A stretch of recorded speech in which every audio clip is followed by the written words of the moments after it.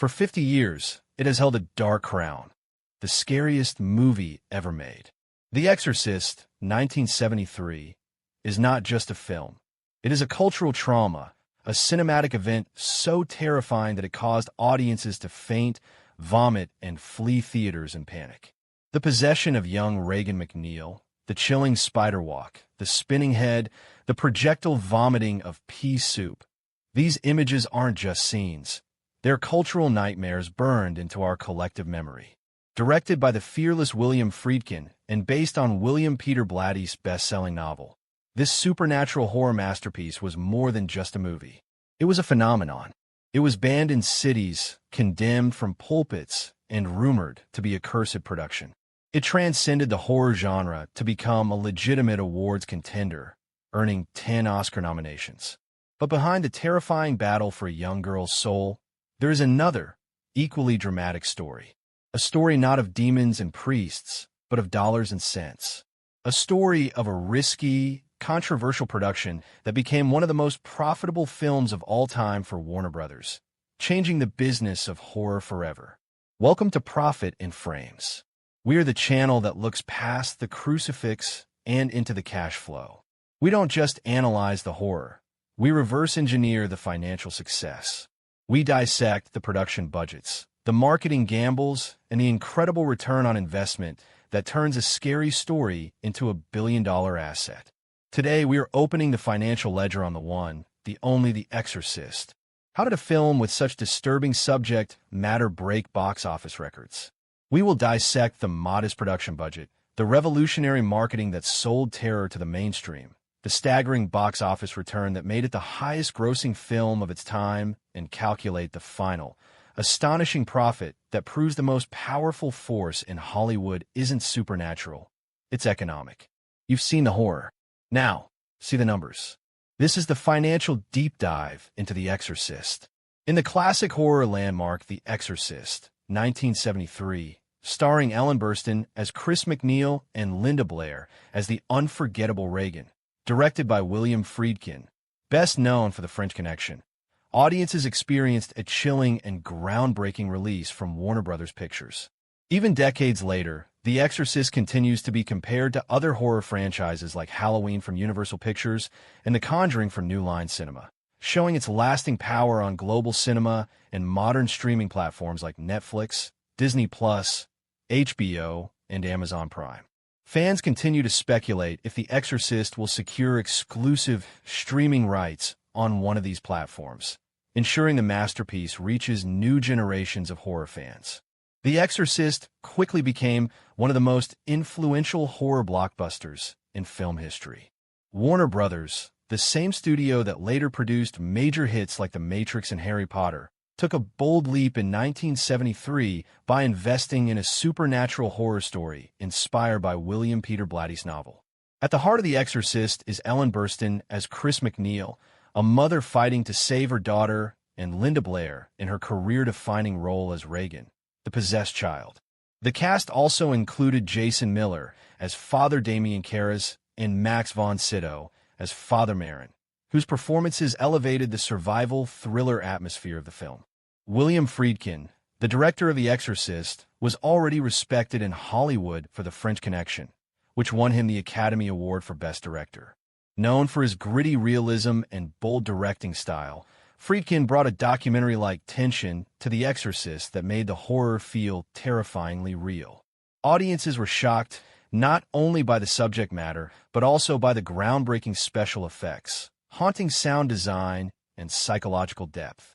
The Exorcist did not just stand alone as a horror film. It became a cultural phenomenon, competing with films of its era like Rosemary's Baby from Paramount Pictures and later inspiring modern horror franchises such as it by Warner Brothers and Hereditary from A24. The Exorcist carved its place as a must-watch cinematic masterpiece. Many critics still place it alongside survival thrillers and post-apocalyptic hits like A Quiet Place and The Ring as examples of horror cinema at its best. Streaming competition remains fierce today, with Netflix, Disney+, HBO Max, Apple TV+, and Amazon Prime constantly fighting for the most-watched horror titles. Fans often speculate, Will Warner Brothers keep The Exorcist exclusively on Max, or could Netflix or Disney Plus secure the distribution to introduce the classic to a wider global audience? This speculation only fuels the film's relevance, even in 2025. Trivia about The Exorcist adds even more intrigue to its legend. Filmed partly in Georgetown, Washington, D.C., the famous Exorcist steps have become a tourist landmark. Behind the scenes, the production faced challenges, including injuries, equipment malfunctions, and a set fire, which only amplified the eerie reputation surrounding the movie. William Friedkin's perfectionist style pushed the actors to their limits, creating raw and unforgettable performances. Ellen Burstyn's Regan MacNeil captured the desperation of a mother, while Linda Blair's Regan stunned audiences with her physical transformation, earning her an Academy Award nomination. Jason Miller's father, Karras, embodied the psychological struggle of faith, while Max von Sydow's father, Merrin, gave the story its spiritual gravity. Together, the cast made The Exorcist not just a horror film, but a character-driven drama that still resonates. Decades later, The Exorcist is still called one of the scariest films of all time. Its influence can be seen in modern cinematic universes like the Conjuring franchise from Warner Brothers, Insidious from Universal, and even sci-fi thrillers like Alien from 20th Century Fox. While each new horror blockbuster competes for attention, The Exorcist remains the benchmark. William Friedkin's direction ensured that this Warner Brothers release transcended horror, turning into a survival thriller that audiences revisit repeatedly. Even today, debates continue in film schools, podcasts, and streaming circles about whether The Exorcist should be considered the greatest horror film ever made. The combination of Ellen Burstyn's Regan MacNeil, Linda Blair's Regan, Jason Miller's father Karras, and Max von Sydow's father Merrin gave the world a cast that defined horror cinema. As streaming platforms like Netflix, Disney Plus, HBO Max, and Amazon Prime compete in 2025 to deliver must-watch classics, the speculation over The Exorcist's future availability keeps the title trending. It remains not only a horror masterpiece, but also a blockbuster survival thriller that changed the industry. In the end, The Exorcist, 1973, directed by William Friedkin, starring Ellen Burstyn, Linda Blair, Jason Miller, and Max von Sydow, and produced by Warner Brothers, stands as a cinematic masterpiece that continues to rival competitor films and franchises even half a century later.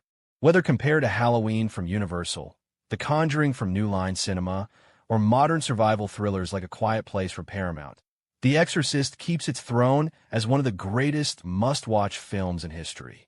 Even now, audiences and streaming giants wonder, will Netflix, Disney Plus, or HBO Max claim the rights? What remains certain is that The Exorcist will forever haunt global cinema. When approaching The Exorcist, 1973, through the lens of finance and investment, the first point of analysis is its production budget of approximately $12 million. This figure, which covered set construction, special effects, and salaries for Ellen Burstyn, Linda Blair, and Max von Sydow, was significantly higher than the average horror budget of the early 1970s, typically $1 to $3 million. A comparative cost analysis shows its outlay closer to Warner Brothers' prestige project A Clockwork Orange, 1971, $2.2 million budget, rather than genre horror films. At the time, investors viewed such operating expenses as risky, but forecasts suggested that if the film captured critical and audience attention, the projected revenue could exceed $100 million, generating an unusually high ROI, return on investment, exceeding 700%. From an investor's standpoint, profitability metrics were tied to the theatrical distribution model. The U.S. box office alone delivered $193 million cumulative revenue, while international markets added nearly $200 million, pushing the global box office beyond $400 million, over 33 times its production budget. By comparison, similar blockbuster models like Jaws, 1975, $9 million budget, later earned more than $470 million worldwide, confirming that the strategy of high-budget prestige horror was financially viable. Breaking down operating expenses, above-the-line costs, including cast salaries, William Friedkin's $1 million director's fee and William Peter Blatty's $350,000 rights deal made up nearly 40% of the budget. Below-the-line costs were kept lean at around 60%, which created favorable margins. This meant even moderate box office success could deliver profitability. Historical comparisons with The Godfather, 1972, $6 million budget, $250 million gross, show a similar financial structure, high upfront investment, high-risk marketing, but equally high shareholder value. The film's revenue diversification further improved returns. Beyond theatrical release, Warner Bros. Secured international distribution fees and merchandising income, adding millions in incremental earnings. Tie-in book sales and later VHS/DVD releases added another $100+ million in cumulative earnings over the decades. Today, licensing deals with streaming platforms continue to generate multi-channel revenue in the range of $10 to $15 million annually, ensuring sustainability of shareholder value. Despite reputational risk due to controversial subject matter, this controversy amplified word-of-mouth marketing return on investment, ROI. Advertising spend efficiency reached levels comparable to Paranormal Activity, 2007, $15,000 budget, $193 million gross, where a small percentage of the total budget, around 15% allocated to marketing, created exponential revenue growth. For The Exorcist, controversy acted as a no-cost publicity driver that raised projected earnings far beyond safer titles. In terms of franchise valuation, The Exorcist evolved from a single release into a multi-billion-dollar IP asset class. Sequels: The Exorcist II, The Heretic grossed $30 million, The Exorcist III grossed $39 million, re-releases and TV adaptations added cumulative income estimated at $600+ million. Adjusted for inflation, its lifetime revenue surpasses $1 billion, placing it on par with other long-tail franchises. For Warner Bros., the property's return on investment, ROI, exceeded 1,500% across decades, strengthening its balance sheet in the same way Disney leveraged Star Wars, $11 million budget, $10 billion plus franchise valuation. Measured against profitability benchmarks, The Exorcist outperformed contemporaries like The Omen, 1976, $2.8 million budget, $60 million gross, 100% return on investment, ROI, and Rosemary's Baby, 1968, $3.2 million budget, $33 million gross, 30% return on investment, ROI. With $400+ million cumulative box office against a $12 million budget, The Exorcist delivered one of the strongest return on investment, ROI, profiles in horror history. Even today, long-term projections show consistent shareholder returns. Through streaming rights, international re-releases, and merchandising, the property generates steady annualized operating profit margins of 20 to 25%, keeping Warner Bros. Franchise valuation high. Horror IP like The Conjuring universe, $2 billion plus cumulative revenue on less than $100 million budgets, proves that the monetization model pioneered by The Exorcist remains a reliable strategy for revenue diversification and investor return on investment, ROI. In conclusion, The Exorcist, 1973, stands as a textbook case of film finance success.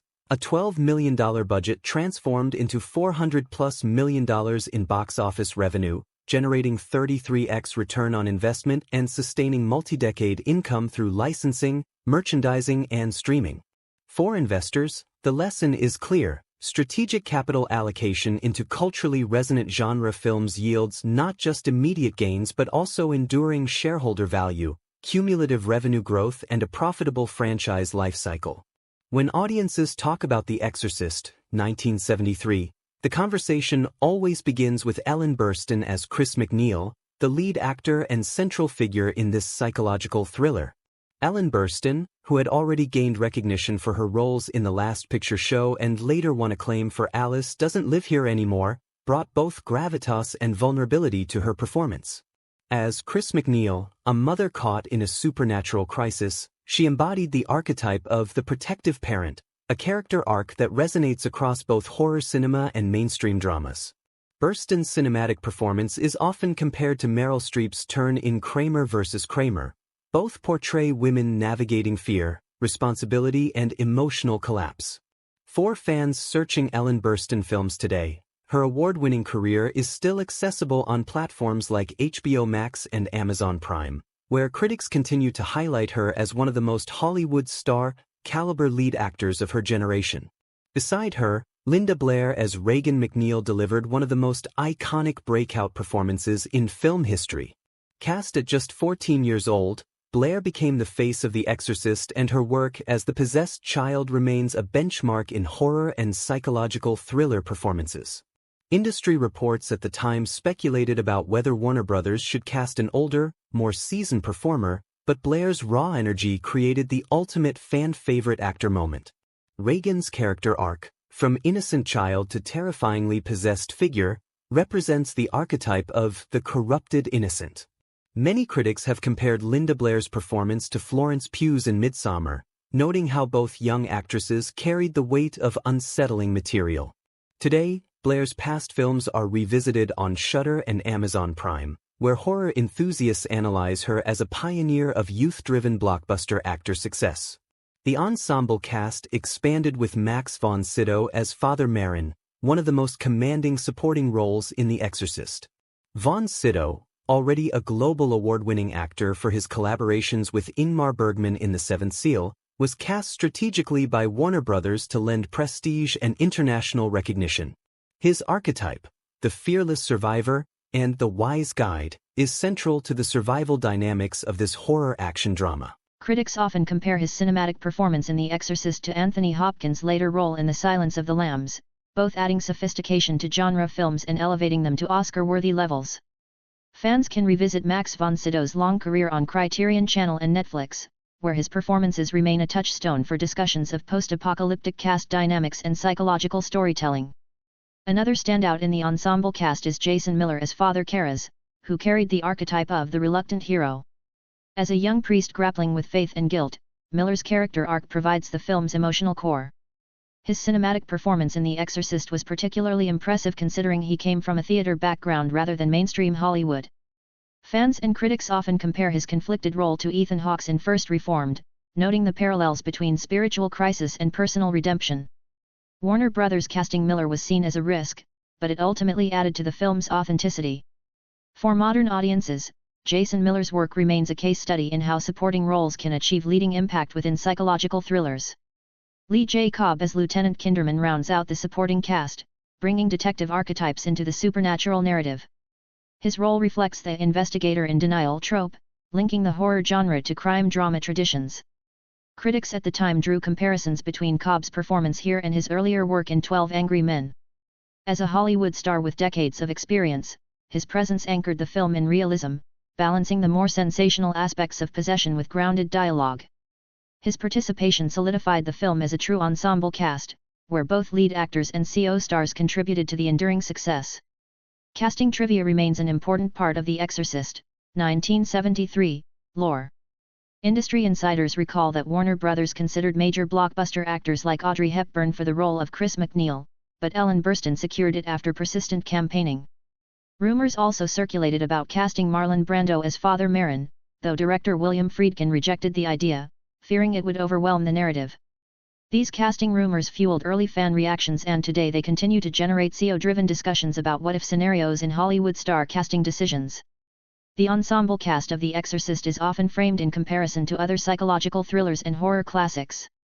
Just as Psycho relied on Anthony Perkins' unsettling transformation, The Exorcist leaned on Linda Blair's breakout performance. Similarly, Ellen Burstyn's protective mother has been contrasted with Toni Collette's performance in Hereditary.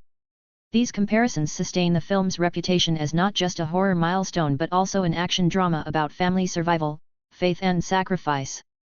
From an SEO-driven perspective, the cast and characters of The Exorcist, 1973, represent a perfect blend of lead actors, CO stars, ensemble cast synergy and breakout performances. Ellen Burstyn, Linda Blair, Max von Sydow, Jason Miller and Lee J. Cobb form one of cinema's most iconic lineups, delivering cinematic performances that critics still analyze across genres like psychological thriller, horror and survival drama. Warner Bros.' strategic casting choices mirrored later franchise strategies seen in the Conjuring universe, where fan-favorite actors drive long-term interest and box office success. In summary, The Exorcist's cast and characters remain central to its legacy.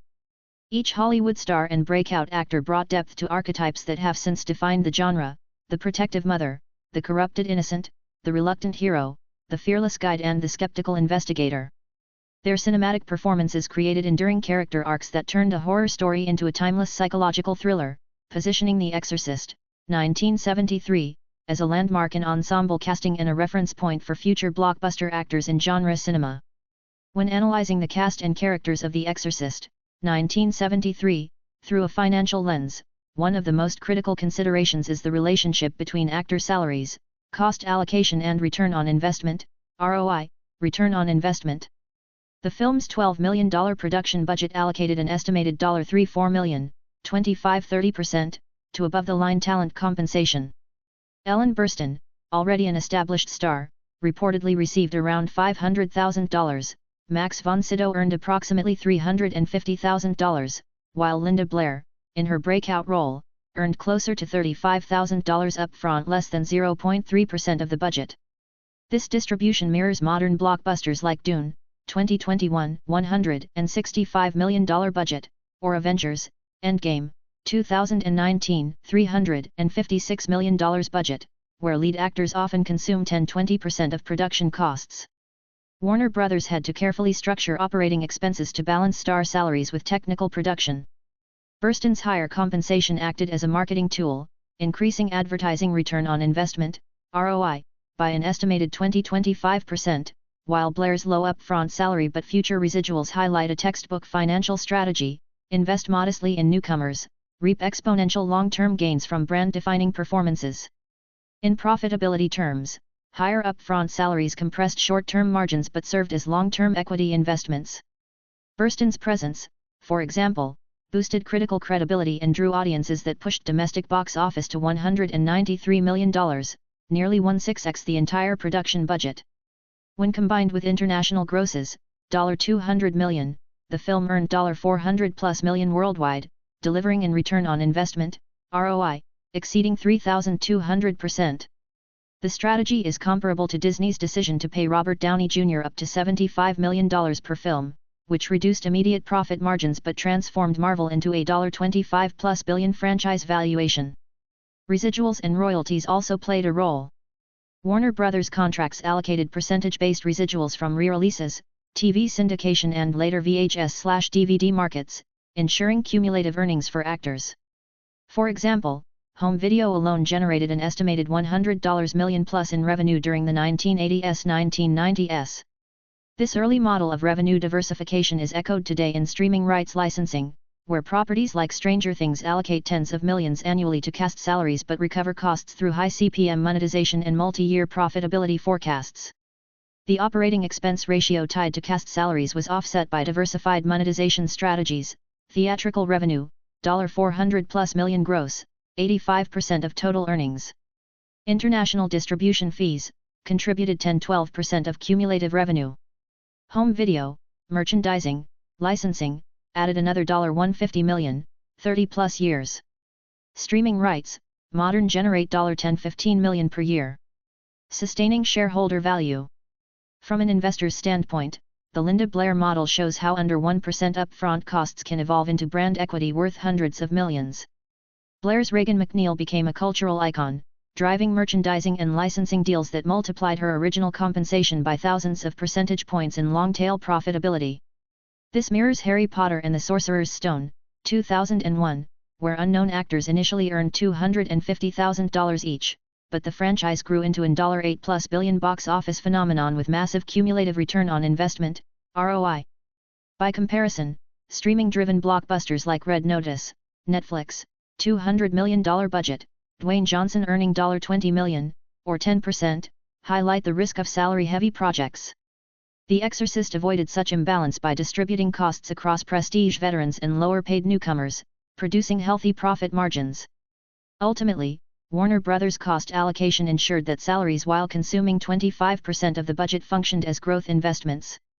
High upfront costs for Burstyn and von Sydow narrowed initial margins but elevated the film into a cultural event. Simultaneously, Blair's minimal cost yet maximum impact strengthened franchise valuation for decades. The film's 3x return on budget confirmed the strategy's effectiveness, with cumulative income now exceeding $1 billion, inflation adjusted. In conclusion, the financial modeling of The Exorcist, 1973, cast was a forward-looking strategy, balancing 25–30% of the budget on established stars, leveraging residual structures for future royalties and maximizing return on investment, ROI, through diversified revenue streams. This allocation of operating expenses demonstrated that actor compensation is not merely a cost line, it is a strategic investment in franchise equity that yields decades of profitability, strong cumulative revenue and enduring shareholder value. The Exorcist, 1973, directed by William Friedkin and produced by Warner Brothers, remains a cinematic masterpiece because of its gripping narrative and suspense-driven storytelling. At its core, the movie is framed like a survival journey between good and evil, where the characters face not just external supernatural threats but also internal emotional battles. Ellen Burstyn as Chris MacNeil and Linda Blair as Regan MacNeil carry the character development arcs that drive this dystopian thriller forward. Their story is less about explosions and high-action sequences and more about psychological warfare, making The Exorcist stand apart from competitor blockbusters like The Conjuring, Warner Brothers, and Hereditary, A24. Still, its structure mirrors the franchise-level storytelling we associate with today's post-apocalyptic storytelling sagas. The story structure of The Exorcist is deliberately crafted to build escalating tension. The suspense-driven narrative begins with an innocent child and shifts into a battle for her soul, which feels like a survival journey for both Regan and her mother. Fans have compared this to modern blockbuster comparisons like Netflix's Bird Box or Disney's Doctor Strange in the Multiverse of Madness, both of which employ escalating stakes and spiritual combat. In the 1970s, The Exorcist was marketed as a must-watch cinematic drama, and today, streaming audiences still call it a must-watch 2025 title because of its enduring relevance. One of the film's greatest achievements lies in how intense plot twists fuel audience engagement.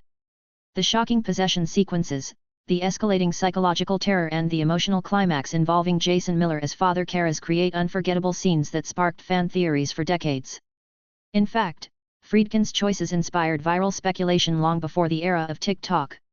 Modern fans still debate whether certain deleted scenes like the infamous spider walk change the interpretation of Regan's transformation. With every re-release on Blu-ray and extras on HBO Max, Netflix, or Disney+, these alternative endings and restored sequences keep the movie alive in pop culture discussions, sustaining viral trailer buzz for each new edition. The cinematic drama reaches its height when Max von Sydow as Father Merrin re-enters the story. His arrival changes the story structure, transitioning the movie into a true dystopian thriller where humanity's fate rests on faith and sacrifice. Fans often compare Merrin's entrance to Gandalf's return in The Lord of the Rings, The Two Towers, Warner Brothers/New Line, as both figures represent the archetype of the wise savior. This reinforces how The Exorcist influenced franchise-level storytelling, paving the way for cinematic universes where spiritual or return on investment, ROI, guides shift entire narratives. Beyond its plot beats, The Exorcist thrives because of its emotional stakes.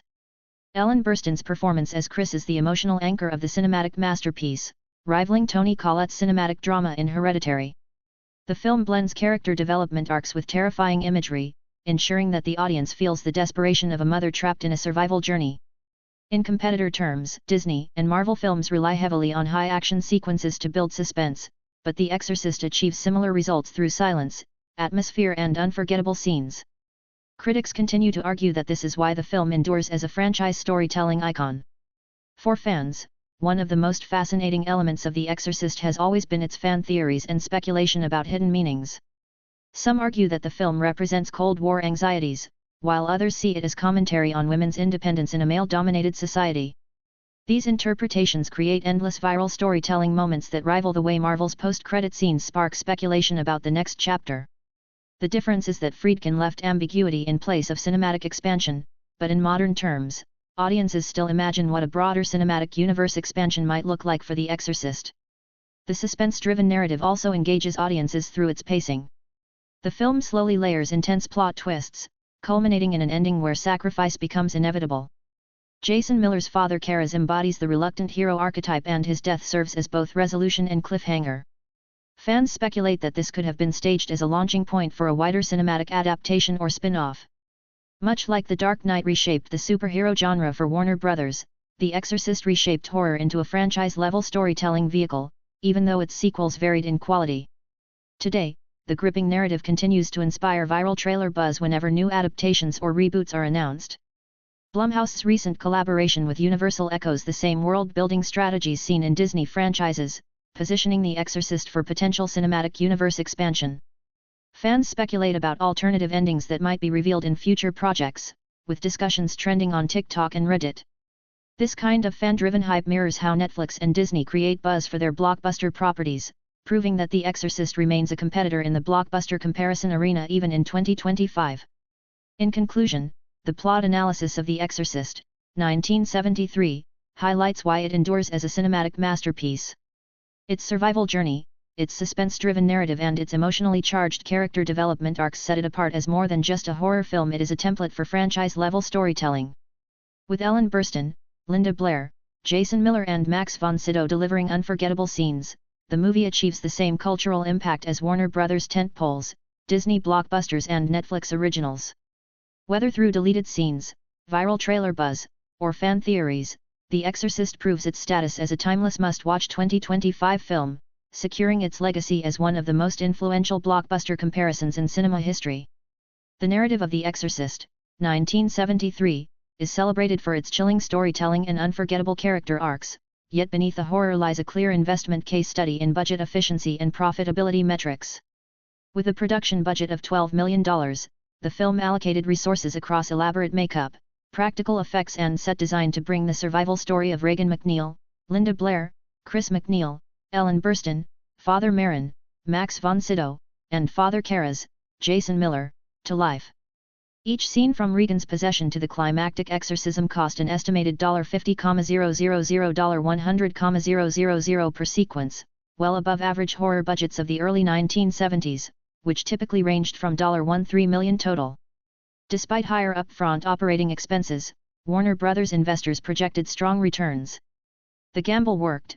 Domestic box office revenues hit $193 million in the US alone, while international markets added $200+ million, bringing the worldwide gross to more than $400 million. This meant the film delivered 3x its production budget and a return on investment, ROI, of over 3,200%, establishing one of the most profitable releases in studio history. The climactic exorcism sequence alone, with sound, lighting and special effects costs exceeding $1 million, nearly 10% of the budget, functioned as a blockbuster set piece that directly fueled ticket sales and repeat viewings. Revenue diversification extended profitability far beyond the theatrical run. By the 1980s and 1990s, VHS and DVD sales added an estimated $120 million in cumulative revenue. Blu-ray editions, remasters and streaming rights licensing to platforms such as HBO Max, Netflix and Amazon Prime continue to generate $10-15 million annually. This long-tail monetization pipeline has lifted lifetime revenue to $1 billion plus, inflation-adjusted, sustaining franchise equity valuation over 5 decades. Merchandising, though not a standard practice for horror films in the 1970s, later capitalized on Regan's iconic imagery. Posters, figurines and licensing deals generated tens of millions in incremental revenue, modest by Disney standards but significant for the genre.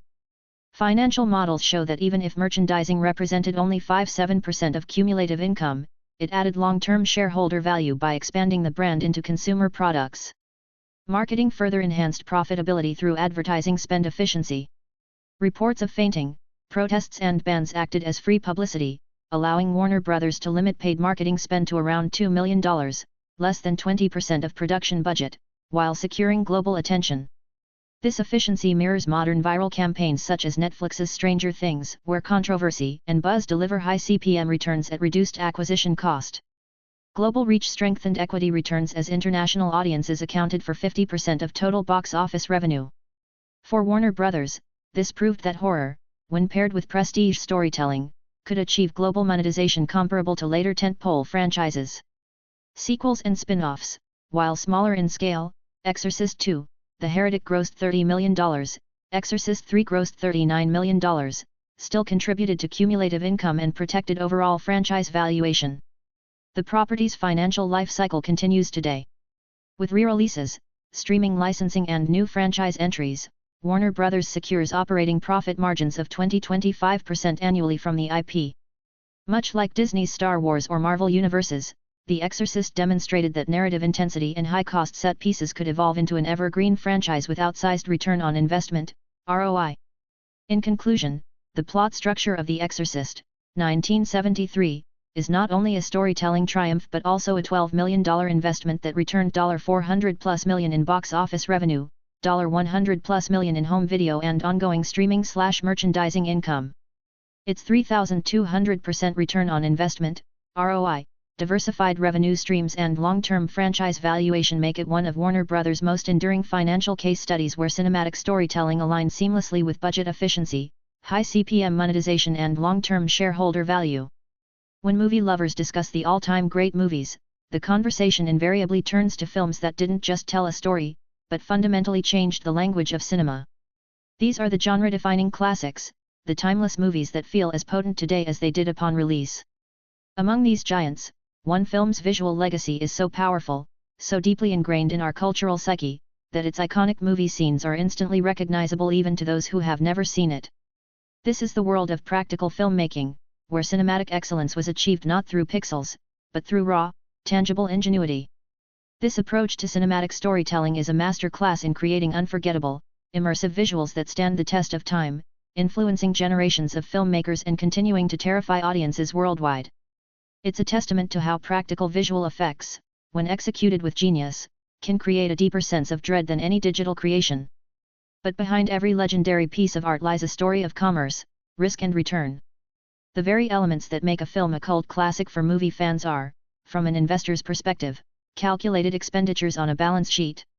The groundbreaking cinematography and daring practical effects that defined this film were significant items in its production budget. Every terrifying moment on screen corresponds to a line item for equipment expenses, post-production spending and a considerable VFX budget. This is the world of high CPM analysis, where the goal is to understand the return on investment, ROI, return on investment, of creative decisions. The film's enduring legacy is not just a cultural phenomenon, it is a masterclass in content monetization, demonstrating how a well-crafted asset can generate cumulative revenue for decades through strategic digital licensing, media rights management and a powerful post-theatrical monetization strategy. We will now explore the dual legacy of this horror masterpiece, examining both the artistic brilliance of its visuals, CO, and the staggering financial returns they generated, CPM.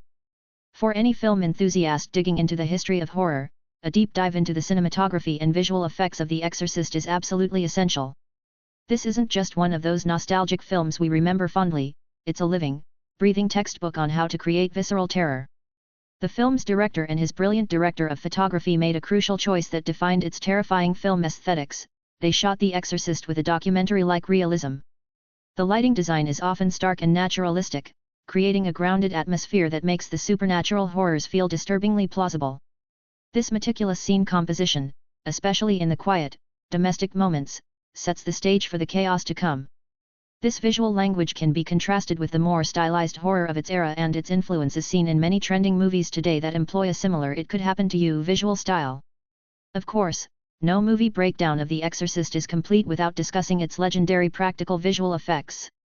These are the memorable scenes that have been endlessly parodied, referenced and analyzed, becoming some of the most viral movie clips in cinema history long before the internet existed. The head-spinning scene wasn't CGI, it was a masterfully engineered prosthetic, a piece of behind-the-scenes magic that required incredible ingenuity.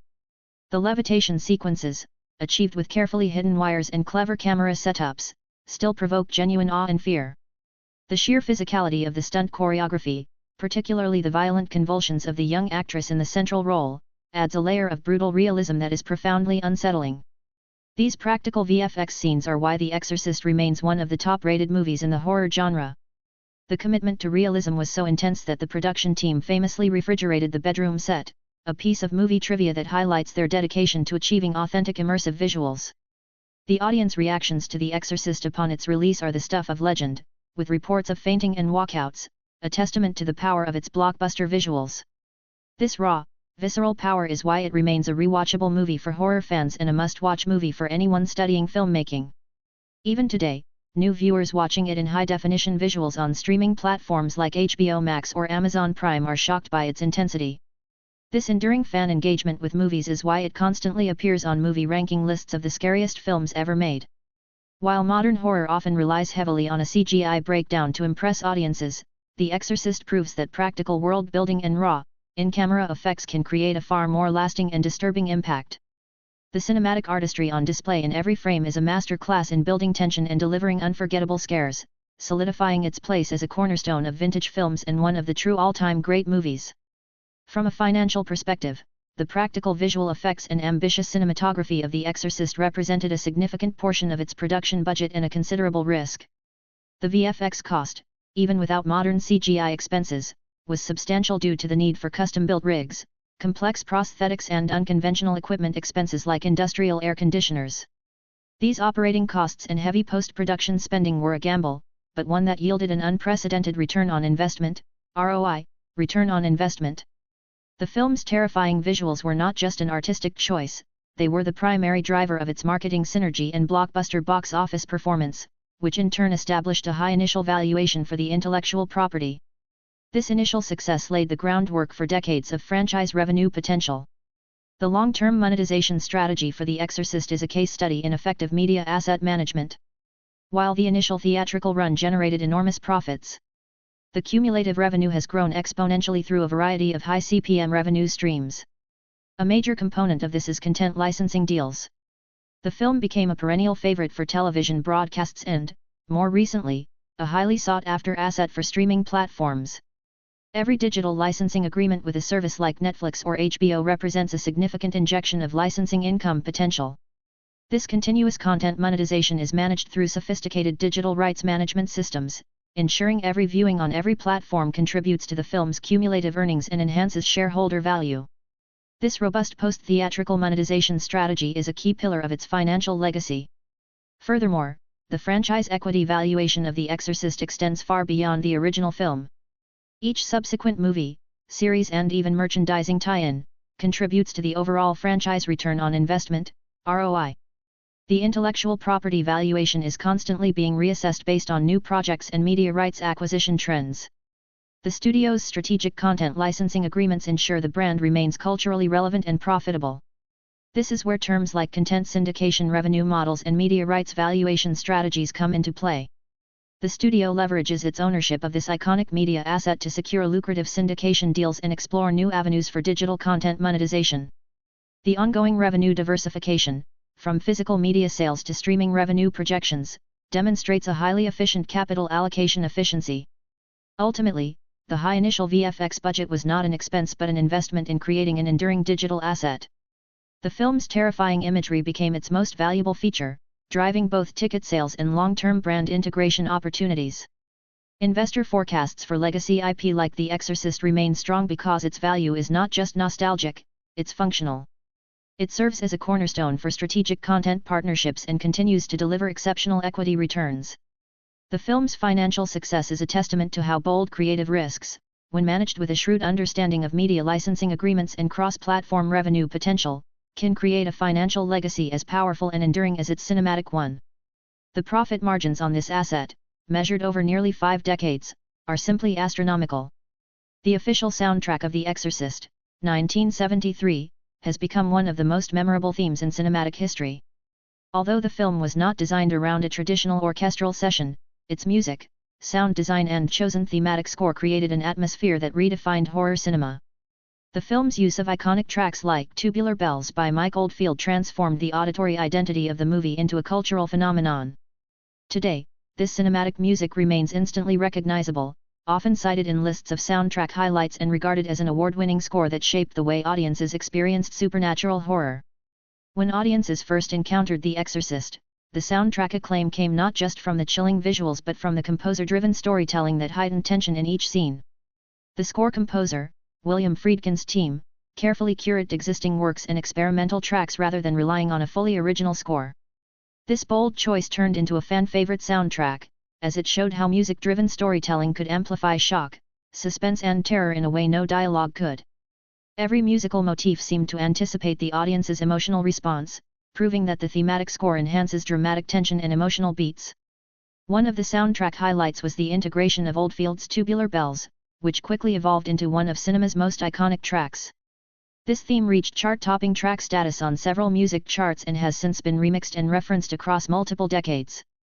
The viral remixes of Tubular Bells on platforms like Spotify and Apple Music continue to attract new listeners, reinforcing the soundtrack popularity among younger generations who first encounter it through streaming. This cinematic music streaming buzz illustrates how a fan-favorite song from a 1970s horror film still enjoys streaming success comparable to modern soundtrack charts from contemporary blockbusters. The orchestral sessions that accompanied the post-production process were unconventional but effective. Rather than creating a wall-to-wall thematic score, Friedkin and his team leaned on sparse instrumentation and unsettling silences. This decision highlighted the musical motifs that were present and made the soundtrack acclaim even stronger. For investors in film music and production, this approach demonstrated how lower reliance on high-budget orchestration can still yield massive returns in soundtrack popularity and cultural longevity. The composer commentary around The Exorcist often points to how restraint was key to the film's cinematic music success. While some competitors relied on fully orchestrated, lush arrangements, The Exorcist delivered a leaner yet more psychologically intense soundscape.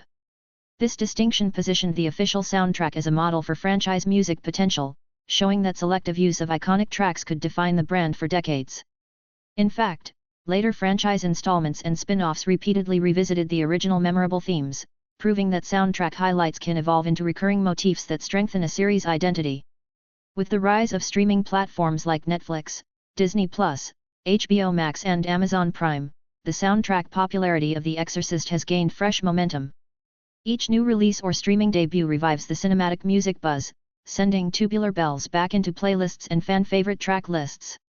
On Spotify and Apple Music, curated soundtrack highlights playlists feature the film's iconic tracks, keeping them in rotation alongside contemporary chart-topping tracks from modern horror and thriller films.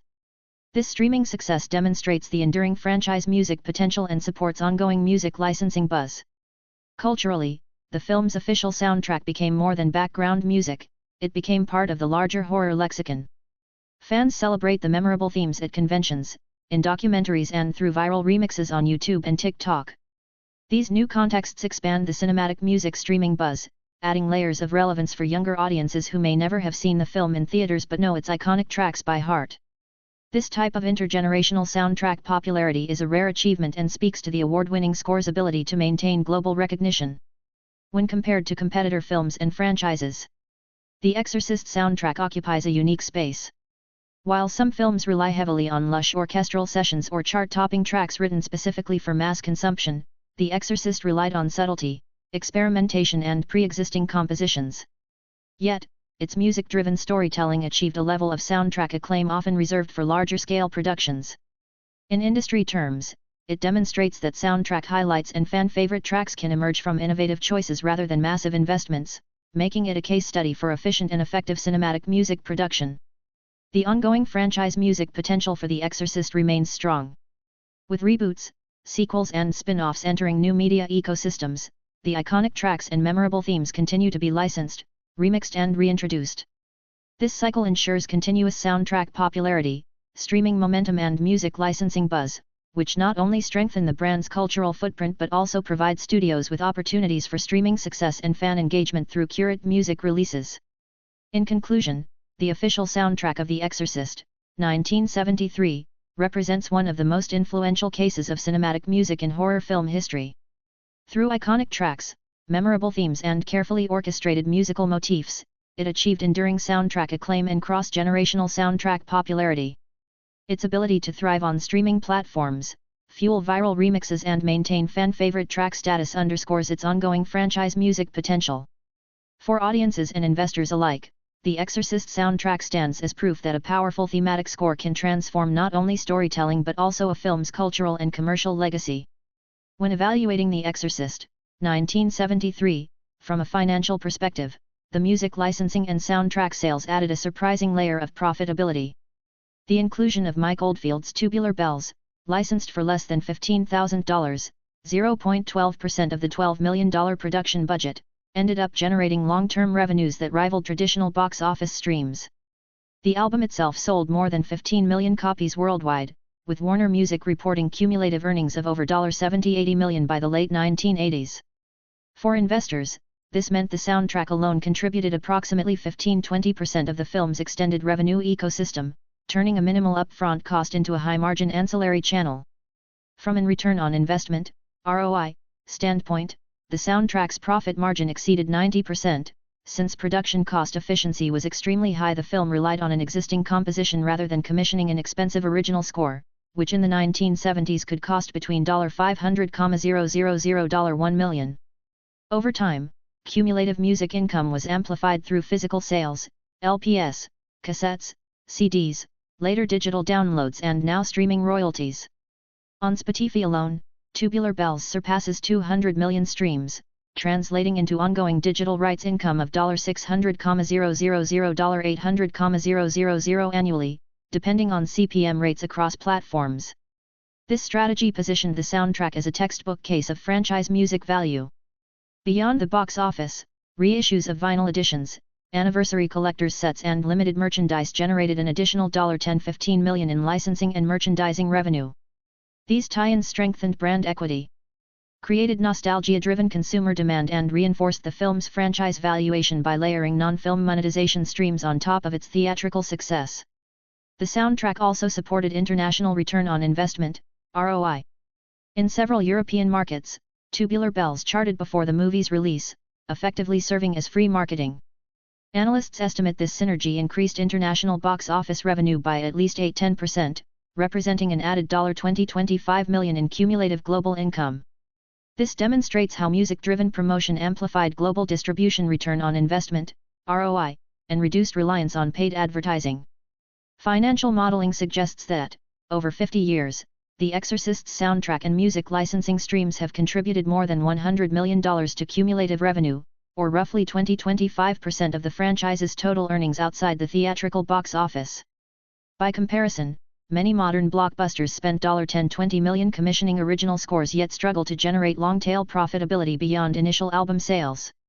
The Exorcist proved that carefully curated music with strong branding can outperform these higher-cost models in terms of licensing profit optimization. Merchandising synergy further extended the soundtrack's life cycle. Anniversary vinyls priced at $50–75 per unit and limited digital reissues generated high-margin collector sales, reinforcing cumulative profitability. For investors, this aligns with high CPM monetization strategies where niche but loyal audiences provide durable revenue streams. Another critical insight is risk diversification. Even if theatrical or home release revenues fluctuated, music royalties created a reliable annual cash flow. Streaming and licensing today continue to deliver $12 million per year in passive income, ensuring shareholder value remains tied to a revenue stream independent of box office cycles. This financial buffer reduced the break-even risk and stabilized the film's franchise equity over decades. When compared with modern franchises, The Exorcist's soundtrack efficiency is remarkable. Where today's blockbusters allocate 15–20% of total budget to music and marketing campaigns, The Exorcist achieved global recognition with less than 0.2% of its production budget dedicated to soundtrack licensing. In financial terms, its music return on investment (ROI) exceeded 5,000%, making it one of the most profitable soundtrack strategies in cinema history. In conclusion, the soundtrack of The Exorcist, 1973, demonstrates how a $15,000 licensing decision became a $100+ million revenue stream, contributing 20–25% of franchise revenue through physical sales, digital downloads, streaming royalties, and merchandising tie-ins. With a profit margin of 90%+, this case illustrates how smart music licensing can elevate cumulative earnings, stabilize investor confidence, and expand franchise profitability forecasts. For studios and shareholders alike, the soundtrack remains a model of high return on investment (ROI), ancillary revenue optimization within film finance. Few films in horror history have left as enduring a cultural mark as The Exorcist, 1973, and one of the reasons for its continued relevance is the combination of official merchandise and fan engagement strategies that keep the film alive in popular memory. Decades after its theatrical release, the film continues to thrive through collectibles, cosplay culture, and community-driven campaigns across platforms like TikTok, Instagram, and fan conventions. The studio's clever approach to fan engagement and merchandise hype mirrors the long-tail strategies seen in modern franchises, proving that even a 1970s horror classic can command blockbuster-level attention in today's digital landscape. From the earliest VHS editions to the more recent Blu-ray anniversary box sets, The Exorcist has relied heavily on limited edition releases to capture fan enthusiasm. These exclusive drops often include director's cut versions, bonus commentary and collectible packaging that appeal to both longtime enthusiasts and new generations of horror fans. In many ways, the demand for such editions is comparable to competitor film's special collector's bundles, where scarcity and collectible hype drive up interest and social media buzz. Limited edition releases are especially effective at sparking viral trends, as fans showcase their acquisitions in unboxing videos, Instagram posts and TikTok reels, creating a self-sustaining cycle of visibility and consumer desire. Another central component of The Exorcist's ongoing relevance is the thriving cosplay scene. At horror conventions, cosplay competitions often feature elaborate recreations of Regan MacNeil's possession makeup or Father Merrin's iconic exorcism outfit. These fan conventions serve as hubs of audience participation, encouraging people to immerse themselves in the film's atmosphere through costume, performance and fan art displays. Compared to competitor film's cosplay community, which thrives on superhero archetypes, The Exorcist fandom is unique in its focus on horror aesthetics, jump-scare recreations and eerie makeup transformations that trend heavily on platforms like TikTok and YouTube Shorts. Fan engagement in the digital age has transformed how The Exorcist interacts with audiences. The film inspires countless fan art campaigns, meme formats and even viral fan challenges. On TikTok, users frequently create short horror edits inspired by memorable scenes, while Instagram hashtags amplify everything from themed apparel to franchise collectibles. The enduring popularity of fan art demonstrates the film's deep pop culture impact, as younger fans remix the classic visuals with modern digital aesthetics, keeping the story relevant for new audiences. This style of community-driven campaign mirrors engagement strategies by modern franchises on Netflix or Disney+, where fans effectively become unpaid ambassadors by generating viral content. The official merchandise catalog for The Exorcist has also expanded into unexpected territories. Beyond traditional action figures and franchise collectibles, there are themed apparel lines, including hoodies, graphic tees and even Halloween costume tie-ins that surface every October. Such exclusive drops are timed carefully to align with seasonal spikes in horror interest, ensuring maximum visibility and consumer readiness. This approach mirrors the merchandising cycles of larger franchises like competitor film, which strategically align merchandise hype with theatrical releases or streaming premieres on HBO Max and Amazon Prime. Digital engagement also plays a crucial role in extending The Exorcist's influence. Studios have tapped into digital items, such as downloadable wallpapers, NFTs and soundtrack bundles available on platforms like Spotify and Apple Music. While the 1973 release predates digital culture, modern community-driven campaigns ensure that fans can access and share official merchandise seamlessly. This evolution highlights how viral content and fan-driven participation can rejuvenate older properties, aligning them with contemporary streaming audiences. The role of social media campaigns cannot be overstated. During anniversary re-releases, hashtags tied to The Exorcist often trend globally, boosted by viral trends such as react to the scariest scene challenges or parody recreations of the film's most chilling moments. These campaigns amplify the audience participation factor, turning passive viewers into active content creators. Compared to competitor film, which often leverages massive advertising budgets, The Exorcist thrives on organic fan engagement that multiplies its reach with minimal studio push, proving the effectiveness of community-driven campaigns and sustaining longevity. The pop culture impact of The Exorcist also emerges in collaborations across industries.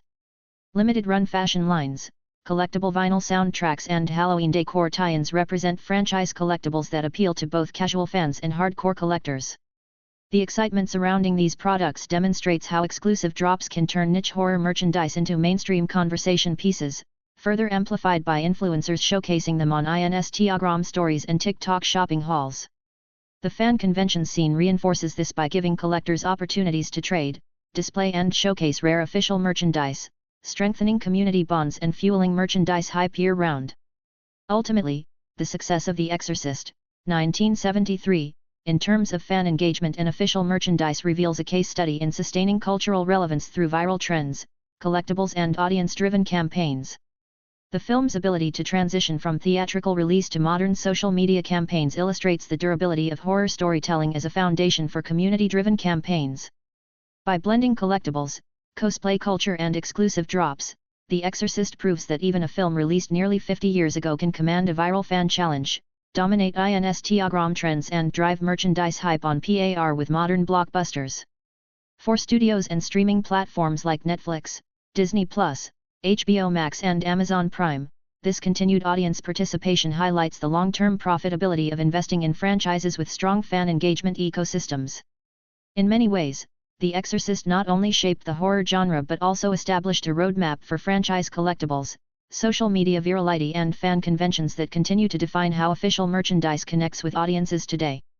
When investors evaluate the legacy of The Exorcist, 1973, they often begin with its theatrical box office of $441 million worldwide, against a $12 million budget, a 3,575% return on investment, ROI. Yet the real long-term conversation lies in merchandising revenue, licensing rights and promotional tie-ins, which continue to sustain the property's franchise valuation at over $1 billion. Though the film predates the blockbuster merchandising era, Warner Bros. Has steadily turned its brand into a monetization engine, where cumulative income from collectibles and licensing now contributes an estimated 15–20% of franchise earnings. From an investor's perspective, merchandise sales projections rely on moderate but sustained fan demand. Horror-themed collectibles, limited vinyl soundtrack reissues priced at $40–75, apparel collaborations averaging $50 per unit and digital collectibles, NFT-style posters sold at $20–100, generate strong per-unit returns. While unit sales are lower than family-friendly franchises, the profit margins often exceed 60–70%, making this niche but premium market highly efficient in content monetization. Compared to juggernauts like Star Wars, which earns billions from toys, The Exorcist follows a prestige-driven model. Limited production runs of high-quality statues or replicas priced at $200–500 can gross $5–10 million annually for Warner Bros., with licensing income accounting for 30–40% of total merchandise profits. This scarcity-based approach fuels shareholder value by ensuring long-term demand without overproduction. In the streaming era, digital campaign revenue adds another layer. Exclusive tie-ins with HBO Max or Amazon Prime, such as digital posters or AR fan experiences, cost under $50,000 to produce but can generate $1–2 million in sales per cycle, reflecting operating profit margins of 90% plus. For investors, this exemplifies licensing profit optimization, where low-cost digital assets deliver high CPM monetization. Seasonality also drives profitability. Every October, merchandise revenue spikes by 25–35%, especially for Halloween costumes, $60 average retail, and poster reprints, $25–40 each. Analysts estimate that these seasonal boosts contribute an additional $8–12 million annually to cumulative revenue, effectively extending the merchandising life cycle across decades. Strategic partnerships add further diversification. Streetwear collaborations with brands like Supreme or limited soundtrack vinyl reissues distributed through niche labels can each gross $2–5 million, reinforcing Warner Bros.' ability to penetrate non-traditional markets. Compared with competitor franchises like Halloween or Friday the 13th, which rely heavily on volume sales, The Exorcist maintains higher per-unit returns, driving operating profit margins of 65–75%. Fan-driven engagement amplifies these financial results. Horror conventions, cosplay events and viral TikTok challenges cost virtually nothing to Warner Bros., yet they can create measurable global marketing return on investment, ROI. For example, a single viral campaign can translate into a 10–15% bump in seasonal merchandise sales, adding $2–3 million in incremental revenue. Overall, financial modeling suggests that The Exorcist's merchandise, licensing and digital campaigns have generated more than $400 million in cumulative ancillary income, or roughly 30% of the franchise's total value beyond box office. Each cycle, whether an anniversary re-release, limited collectible, or seasonal promotion, adds incremental shareholder value while ensuring franchise equity continues to grow. In conclusion, The Exorcist proves that merchandising revenue is not merely about unit sales but about its integration into Warner Bros.' broader revenue optimization strategy. With profit margins of 60–90%, seasonal revenue spikes of 25–35% and cumulative merchandising income exceeding $400 million, the film stands as a blueprint for how horror IP can sustain long-term investor return on investment, ROI. By aligning licensing income, promotional tie-ins and digital campaigns with diversified monetization pipelines, Warner Bros. Secures The Exorcist's position as both a cultural icon and a durable financial property. The marketing of a film can be as crucial as the filmmaking itself, transforming a great movie into a cultural event. For movie lovers, the journey often begins with a single, electrifying piece of content, the trailer. It's the promise of what's to come, the first taste of a world they are about to enter. The strategic release of trailers, posters and interviews builds a narrative around the film, sparking debate and anticipation that can make or break its opening weekend. This is the art of cinematic SEO, where every marketing asset is designed to capture attention, generate buzz and drive audiences to the theater. A perfectly executed campaign doesn't just sell tickets, it embeds a film into the cultural consciousness, ensuring it becomes a fan favorite and a topic of conversation for years to come. From a financial perspective, however, marketing is a massive line item on the balance sheet known as the P&A budget, prints and advertising. This is the world of high CPM analysis, where every dollar of marketing spend is meticulously tracked and measured for its effectiveness. Studio executives analyze media buying costs, calculate the marketing spend return on investment, ROI, and strategize the most efficient way to reach their target demographic. The goal is to create maximum impact for the lowest possible cost, optimizing the profit margin per screen and ensuring a successful return on a multi-million-dollar investment. The distribution strategy, from the number of theaters to the timing of the international release, is a complex logistical and financial puzzle. Today, we will explore the legendary marketing and distribution of a film that didn't just break box office records, it broke the mold for how a movie could be sold to the world. The official trailer for The Exorcist, dropping with a series of shocking teaser release moments that sparked unprecedented fan buzz, set the stage for a premiere event that was more cultural hysteria than Hollywood glamour. The fan word of mouth, the era's powerful version of a social media campaign, built the theatrical release hype to a fever pitch long before its eventual home video release. The marketing for The Exorcist wasn't just a campaign, it was a masterclass in psychological warfare waged on the moviegoing public. The initial movie trailer is a legendary piece of marketing, a chaotic assault of flashing images, terrifying sound design and the iconic, chilling score. It was so effective and disturbing that it was reportedly banned in several theaters, a controversy that only fueled the public's morbid curiosity. Unlike the polished press tour for a modern blockbuster, the buzz around The Exorcist was raw and visceral. The campaign leaned heavily on the film's supposed authenticity and the alleged curse that plagued its production, creating a mythos that fascinated and terrified audiences in equal measure. This organic, fan-driven word of mouth was more powerful than any planned social media campaign today. News reports from the time were filled with stories of audience reactions, people fainting, vomiting and fleeing theaters in terror. These stories, amplified by nationwide TV spots that showcased screaming audience members, became the film's most potent marketing tool. This wasn't just a movie, it was an endurance test, a rite of passage. The excitement was less about seeing a story and more about surviving an experience.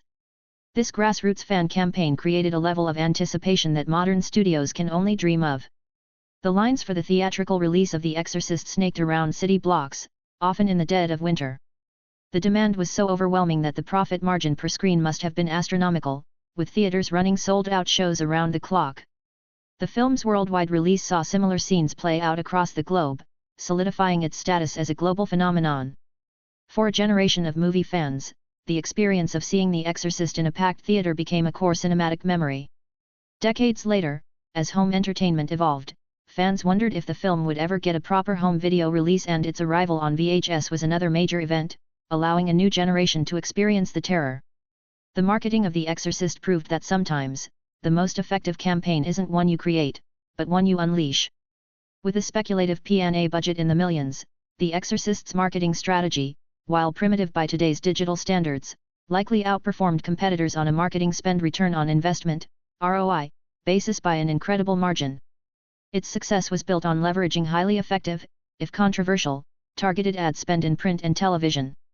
The theatrical vs video split of the era meant all revenue was front-loaded into the theatrical run, making a powerful opening essential. This strategy was designed to maximize international distribution return on investment, ROI, from the very beginning, and it laid the groundwork for securing monumental home video rights deals years later. Warner Brothers didn't just sell a movie, they monetized a cultural panic. The film's financial success was driven by an incredibly efficient use of its P&A budget. While the studio paid for traditional TV spots and print ads, the real value came from the millions of dollars in free media generated by news coverage of the audience hysteria. This organic amplification meant the film's effective media buying CPM, cost per thousand impressions, was likely one of the lowest in blockbuster history.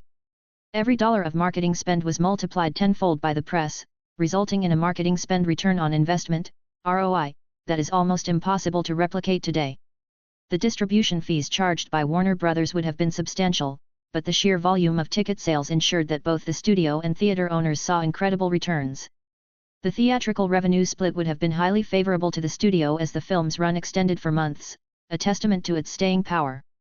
Key stat: industry estimates suggest that for every dollar Warner Brothers spent on paid advertising for The Exorcist, the film generated over $10 in free media value from news coverage of audience reactions and the surrounding controversies. This unprecedented efficiency directly impacted the profit margin per screen. A typical film's profit margin can be thin after accounting for the theater's cut and distribution fees, but with sold-out shows for months on end, The Exorcist was a cash-printing machine for every theater that screened it. The theatrical return on investment, ROI, was astronomical. When considering the ancillary markets, the financial picture becomes even more impressive. The eventual deals for home video rights were incredibly lucrative, creating a massive secondary revenue stream. The video rental revenue alone in the 1980s would have added tens of millions to the film's cumulative earnings. This long-tail monetization is the historical equivalent of today's high-value streaming licensing deals. The strategy for international sales was just as robust. The controversy and hype were exported globally, ensuring the international distribution return on investment, ROI, was just as strong as the domestic performance. From a pure investment perspective, The Exorcist represents a near-perfect case study in risk management and return optimization. The high production and P&A budget were a risk, but it was a calculated one, hedged by a marketing campaign designed to create a must-see event. The film's financial performance set a new benchmark for what horror could achieve, proving that a well-marketed, high-quality genre film could compete with any blockbuster, delivering incredible shareholder value and establishing a franchise that continues to generate revenue nearly 50 years later. The profit margin per screen it generated was not just a number, it was a statement that changed the business of Hollywood forever. Fans of Rosemary's Baby's slow-burn psychological dread and The Omen's shocking supernatural suspense will find The Exorcist bridges both worlds, delivering visceral, character-driven horror that remains one of the top films in the genre, even when compared to modern hits streaming on platforms like HBO Max and Shudder. For dedicated movie lovers, understanding a film's place in cinema history requires looking at its contemporaries and its descendants. The landscape of horror was forever changed by this film, and its DNA can be found in countless other movies. A true compare with other films analysis reveals not just a list of similar movies, but a roadmap of influence that solidified its status as a landmark cinematic achievement. This is the CO of film legacy, where a movie's connections to other fan favorites and genre rivals define its cultural footprint and keep it relevant in online discussions for decades. But for every cultural comparison, there is a financial one. Investors and studio heads don't just see genre rivals, they see box office competition and potential threats to their market share projection. Every greenlit project undergoes a rigorous analysis of comparative revenue models and return on investment, ROI, benchmarks set by its predecessors. This is the high CPM world of strategic filmmaking, where a movie is not just an artistic statement but a calculated move in a high-stakes financial game.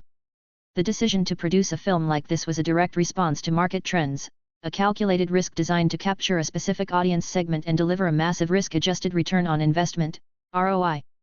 We will now delve into both the artistic and financial comparisons that define this film's monumental legacy.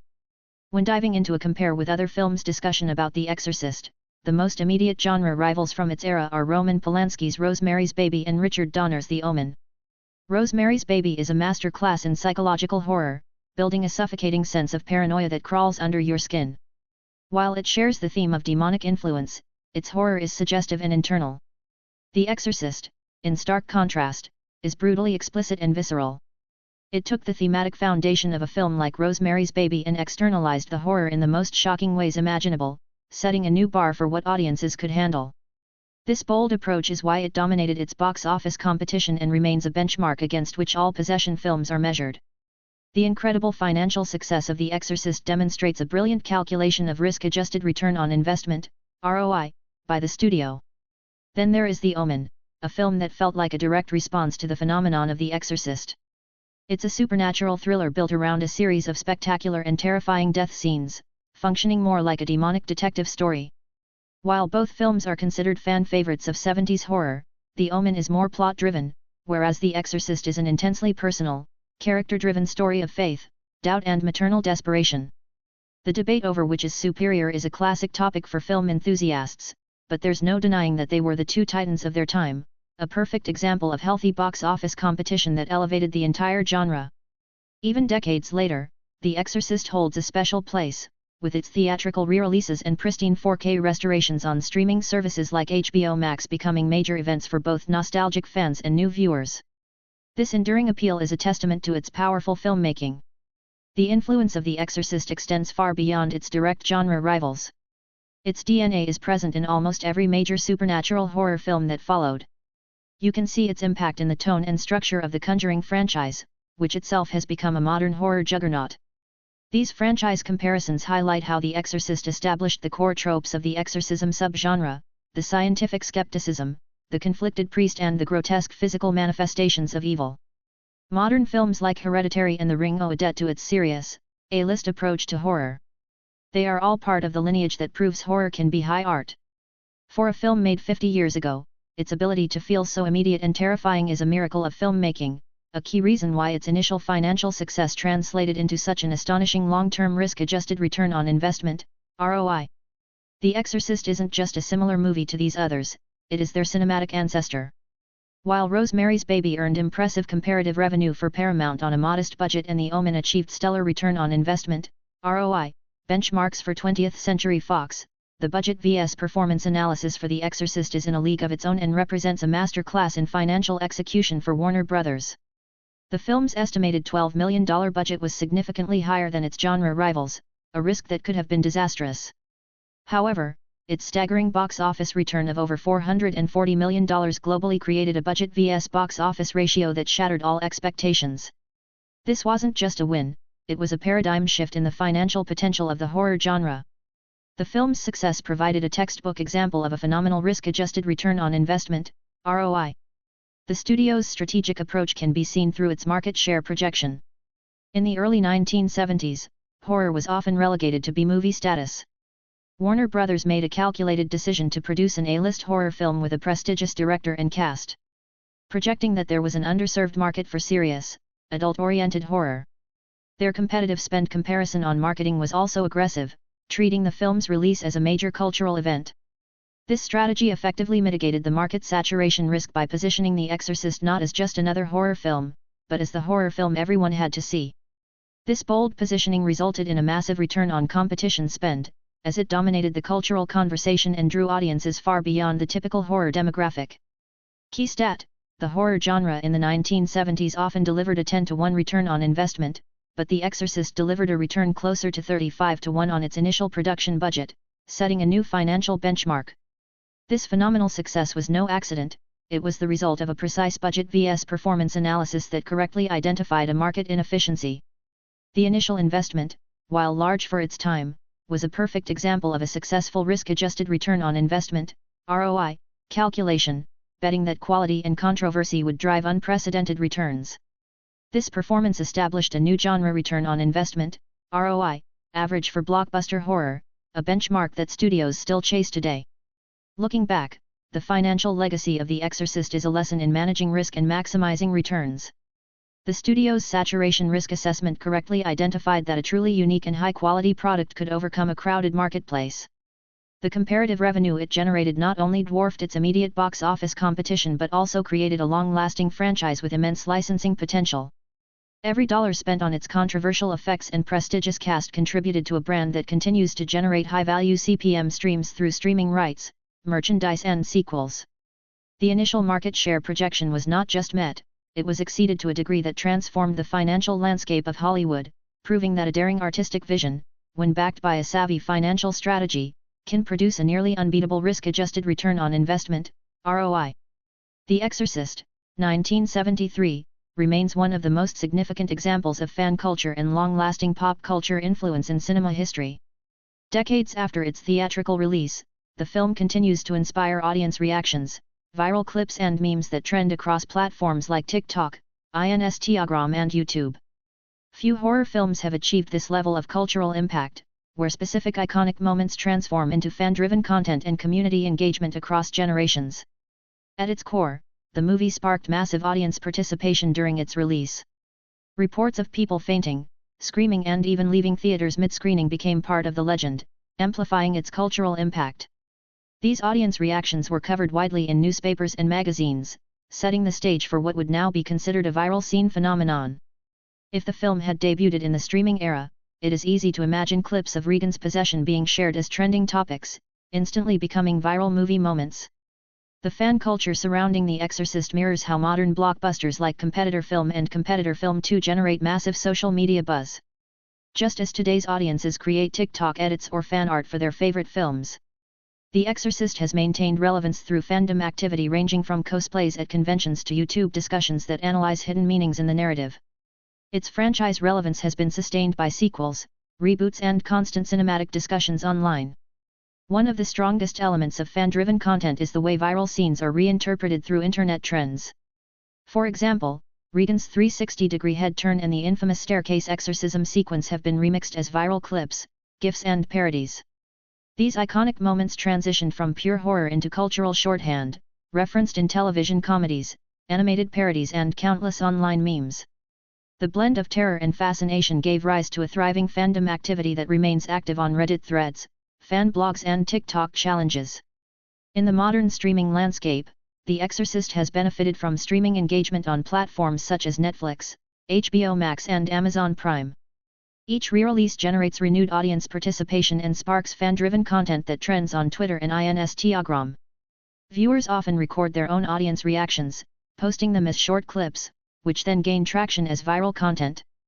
This phenomenon highlights the film's continued pop culture influence, making it not only a classic cinematic masterpiece but also a perpetual trending topic. Critics' reviews also add to its ongoing cultural impact. At release, many reviews praised the groundbreaking visual and narrative choices, while others considered it too extreme. This division fueled cinematic discussions that kept the film in the spotlight.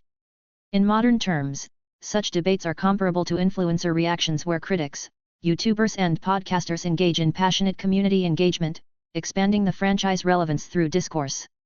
Another major dimension of The Exorcist's fan culture lies in conventions and fandom activity. Horror conventions often feature panels, cosplay competitions and merchandise dedicated to the film. Fans regularly dress as Regan, Father Merrin, or even parody versions of the demonic possession, reflecting the blend of terror and humor that the film inspires. This level of audience participation echoes modern viral fan challenges, where community engagement thrives on digital creativity. When compared to modern blockbuster franchises like Competitor Film, the pop culture influence of The Exorcist is impressive because it managed to establish itself without the help of the internet. Today, social media buzz drives box office success, but in the 1970s, it was the word of mouth and shocking audience reactions that spread the hype. This organic momentum is often cited as one of the first examples of a true viral clip effect in cinematic history. Trivia and behind-the-scenes stories also contribute heavily to its cultural impact. Rumors of a cursed production, mysterious on-set accidents and the controversy surrounding its religious themes fueled fan-driven content and cinematic discussions for decades. Influencers and YouTubers frequently revisit these trivia points, keeping them alive as part of fandom activity. Even today, these stories gain traction on TikTok as trending topics, reinforcing the film's reputation as both a horror milestone and a pop culture influence. The film's legacy has also inspired countless filmmakers, shaping horror as a genre benchmark. Just as Competitor Film 2 set standards in another genre, The Exorcist remains the definitive model of supernatural horror. This influence ensures franchise relevance, as studios continue to expand on its foundation with reboots, sequels and streaming adaptations.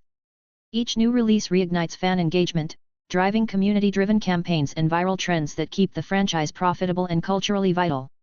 In conclusion, The Exorcist, 1973, exemplifies how a single film can maintain fan culture, generate viral scenes and establish a profound cultural impact that lasts decades. Through social media buzz, memes, influencer reactions and ongoing community engagement, the film continues to thrive in the digital age. Whether through viral clips on TikTok, iconic moments celebrated in memes, or fandom activity at conventions, the movie stands as a cornerstone of pop culture influence.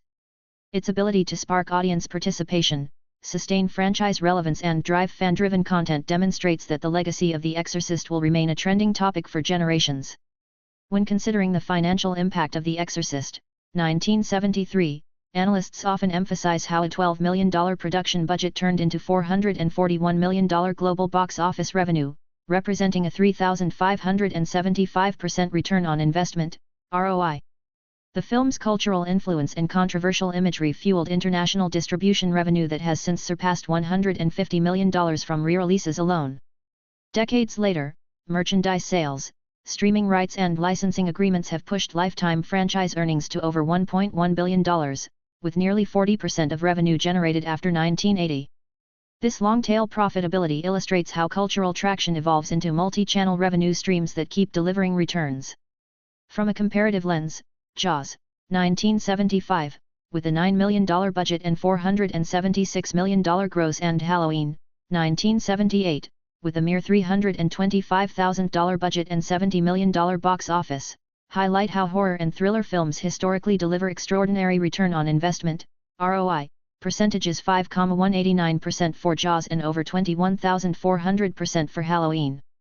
Placing The Exorcist alongside these benchmarks shows that its projected earnings across theatrical re-releases, streaming rights and digital licensing remain competitive, especially as modern platforms like Netflix, HBO Max and Amazon Prime pay an estimated $15–20 million annually for exclusive horror catalogs. Merchandising synergy also plays a key role. Horror collectibles, anniversary Blu-rays, limited box sets and themed apparel are estimated to contribute $150 million to the franchise's cumulative revenue, with merchandise operating margins averaging 60–70%. Each re-release, such as the 25th Anniversary Edition, 1998, generated an estimated $25 million in sales, while the 50th Anniversary, 2023, brought in an additional $20–30 million through both theatrical and digital bundles. These strategies reinforce advertising efficiency and align with investor return on investment, ROI, by expanding the franchise's value beyond traditional box office performance. Much like Halloween, The Exorcist leveraged cultural impact into scalability through sequels, spin-offs and TV adaptations. Investors measure its profitability not only from the original theatrical release but also through franchise valuation, now estimated at $1.2–1.3 billion. This valuation factors in projected future earnings from merchandise, licensing and digital exclusives. For example, current TikTok edits, YouTube reactions and influencer-driven campaigns keep the film's IP relevant, generating viral return on investment, ROI, and boosting CPM efficiency for digital advertisers targeting horror communities. International distribution remains a critical revenue component. Analysts estimate that global re-releases and syndication have added $50–70 million since the 1990s alone. Compared with action-driven competitor franchises, which often rely on massive production budgets exceeding $100 million, The Exorcist demonstrates the efficiency of horror IP, high cultural demand at comparatively low initial operating expenses. This model ensures cumulative revenue consistently outpaces cost risk. Streaming revenue has become an even stronger pillar of profitability. Today, horror films and legacy franchises can generate $20–40 million per year in licensing royalties across platforms. With The Exorcist holding prestige horror status, projections suggest annualized digital licensing return on investment, ROI, of 3–5%, ensuring sustainable shareholder value. In terms of profit margins, The Exorcist stands out as a model for investor projections. Unlike blockbuster franchises where marketing budgets can exceed 50% of production costs, the marketing for The Exorcist remained modest at approximately $4–5 million, yet its box office performance and long-term monetization generated profit margins upwards of 70–80% after expenses. Modern merchandise expansions, including collectibles and limited edition packaging, provide scalable new streams. Analysts project that exclusive digital drops, NFTs and online horror-themed campaigns could add $10–15 million annually in incremental revenue. These possibilities highlight how historical cultural impact translates into modern monetization strategies. For stakeholders, the key lesson from The Exorcist lies in its ability to continuously deliver shareholder value for over 50 years. Its diversified portfolio of revenue $441 million theatrical gross, 40%, $300+ million home video, 27%, $300+ million streaming/digital licensing, 27%, and $150 million merchandise, 6–10%, shows how aligning cultural longevity with financial scalability secures sustained return on investment, ROI. Ultimately, The Exorcist proves that cultural traction fuels financial potential. By combining effective monetization strategies with strong brand equity, the film sustains profitability across decades, generating cumulative revenue of more than $1.1 billion and maintaining franchise return on investment, ROI, benchmarks that remain unmatched in the horror genre. When it comes to awards, nominations and critical acclaim, few horror films in history have reached the level of The Exorcist, 1973. Directed by William Friedkin and adapted from William Peter Blatty's novel, the movie quickly became not only a box office sensation but also one of the first horror films to achieve serious cinematic recognition within the awards circuit. For its time, it was groundbreaking, turning what was once considered a niche genre into a legitimate contender among must-watch films celebrated by both audiences and critics. Upon release, The Exorcist shocked audiences with its visuals and storytelling, yet it was precisely this daring approach that earned it critical acclaim and strong audience reactions. At the Academy Awards, the film achieved an astonishing milestone. It received 10 nominations, including Best Picture, Best Director and Best Actress for Ellen Burstyn. This immediately placed it in the realm of top-rated movies of the 1970s, defying the common trend where horror was often overlooked for cinematic accolades. Out of these nominations, the film secured 2 Oscars: Best Adapted Screenplay for William Peter Blatty and Best Sound. These industry honors proved that The Exorcist was more than a sensational horror story, it was an award-winning film recognized for both artistic and technical mastery. Beyond the Academy Awards, the movie also dominated festival screenings and global cinematic recognition. It received Golden Globe Awards, including Best Picture in the Drama category and Best Director for Friedkin. Actress Linda Blair, who delivered one of the most iconic performances in horror history as Regan MacNeil, won a Golden Globe for Best Supporting Actress. These award-winning performances became a touchstone in horror cinema and elevated the movie into the pantheon of fan-favorite cinematic moments. When compared to competitor film and competitor film 2, which may have leaned more heavily on action-driven plots, The Exorcist proved that emotionally intense, character-centered horror could compete on the same stage and even surpass in terms of awards and nominations. Critics' reviews from the time underscore why the film continues to be remembered as one of the top-rated movies in modern history. Roger Ebert praised the movie for its craftsmanship, noting that its strength came not only from shocking sequences but also from its layered storytelling. Other critics highlighted Ellen Burstyn's performance, the chilling sound design and the seamless blending of faith, fear and human drama. Such critical acclaim ensured that the film went beyond simple scares. It became a fan-favorite scene-by-scene experience that critics and audiences debated for decades. Even today, the movie enjoys high audience scores across modern platforms like Rotten Tomatoes and IMDb, solidifying its reputation as a must-watch film. On streaming platforms such as HBO Max and Amazon Prime, The Exorcist frequently ranks among high-rated streaming hits, a testament to its enduring streaming popularity. This crossover into the digital era showcases how audience reactions and trending reviews continue to keep the film relevant across generations. Part of the movie's sustained popularity lies in its fan-favorite scenes, many of which became cultural touchstones. From Regan's chilling head turn to the infamous levitation sequence, these moments are not only fan-driven content today but were also at the core of the film's original cinematic accolades.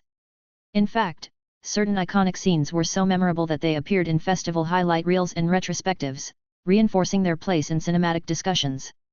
The legacy of The Exorcist also lies in how it shifted industry attitudes toward horror. Before its release, few expected a horror movie to compete for Best Picture at the Oscars or to generate such festival highlights and award-winning performances. Its industry honors inspired studios to invest more heavily in horror, opening the path for future critically acclaimed releases. In that sense, its impact can be compared with competitor film, which redefined action in a similar way. Both films reshaped how genres were perceived in awards circuits and among critics, creating new benchmarks for cinematic recognition. Social media has further amplified this recognition in modern times. Clips of Linda Blair's performance often go viral, with audience reactions posted on YouTube, TikTok and Twitter/X. These viral moments extend the movie's social media buzz, turning decades-old sequences into trending reviews and discussions. Influencers frequently reference the film in horror countdowns and fans organize community rewatches, creating fandom activity that blends modern audience participation with the film's historical cinematic accolades.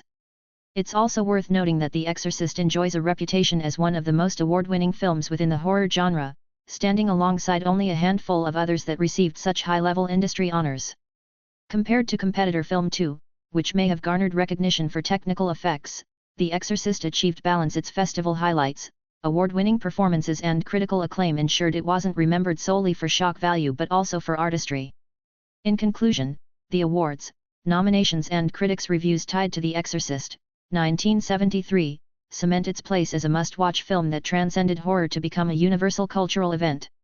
Its cinematic recognition spans decades, from Oscar and Golden Globe accolades to modern streaming popularity and social media buzz. By combining fan-favorite scenes, critical acclaim and enduring audience scores, the movie demonstrates how award-winning performances can define an entire genre and inspire generations. Like competitor film and competitor film 2, The Exorcist stands as a model of franchise acclaim, ensuring that its awards and nominations remain central to its legacy as one of the greatest and most critically acclaimed releases in cinema history. From a financial standpoint, awards, nominations and critical acclaim are not only symbolic achievements but also measurable levers for post-award revenue boosts ranging from 15% to 25%. When The Exorcist, 1973, entered the awards circuit with 10 Academy Award nominations, including Best Picture, and 2 Oscar wins, alongside 4 Golden Globe wins, it significantly increased its franchise valuation. The original $12 million production budget eventually translated into $441 million in global box office revenue, a 3,575% return on investment, ROI, but its award recognition helped push cumulative lifetime earnings to more than $1.1 billion. For investors, this level of recognition signaled that award prestige directly supports multi-channel revenue growth. After its awards success, the film's cumulative revenue potential expanded well beyond its theatrical run. Industry reports suggest that international distributors were willing to increase investments by 20–30% in extended re-releases and syndication, which added approximately $50–70 million in incremental global revenue between the late 1970s and 1990s. Similarly, digital licensing and remastered editions tied to anniversary campaigns contributed another $200–250 million in post-award monetization. This pattern mirrors the trajectory of Jaws, 1975, and Silence of the Lambs, 1991, where post-Oscar recognition boosted lifetime revenue by 20% plus compared to genre peers without major awards. Streaming platforms have further magnified this post-award monetization. Services like HBO Max, Netflix and Amazon Prime typically pay $15–25 million annually to license award-winning catalog titles. Analysts estimate that The Exorcist's prestige status increases its digital licensing income by at least 30% compared to non-award horror titles. This makes streaming monetization one of the most lucrative contemporary pillars of the franchise, securing consistent cash flow with minimal new operating expenses. Awards recognition also amplified licensing profitability. Television syndication and international broadcast rights commanded premium fees, with licensing income from these sources contributing an estimated $100–120 million by the early 2000s. Each re-release and director's cut benefited from the award-winning label, with the 2000 director's cut alone generating $40 million in additional box office receipts. By comparison, horror competitors without similar awards traction achieved far lower licensing profit optimization, even when initial box office numbers were strong. Merchandising tie-ins, though underdeveloped in the 1970s, also benefited from the elevated profile. Posters, VHS releases, anniversary box sets and collectibles are estimated to have earned $150 million plus in cumulative sales. Award prestige increases consumer willingness to pay premium prices. For example, collector's editions priced at $75–100 often sell out in limited runs. Modern projections suggest that expanded merchandise synergy, if pursued today, could add $10–15 million annually through apparel, limited edition packaging and digital collectibles, with operating profit margins exceeding 60%. Awards also strengthen profit forecasts through post-award promotional campaigns. Marketing films as Oscar-nominated or award-winning typically delivers 10–20% boosts in home video and streaming demand. For The Exorcist, this translated into approximately $30–40 million in additional home video sales during the VHS and DVD booms of the 1980s and 1990s. Compared to Halloween, 1978, which earned strong box office numbers but lacked awards, The Exorcist demonstrated how critical acclaim creates a multiplier effect across multiple re-release cycles. For investors, the significance of these multi-channel earnings lies in the stability they provide.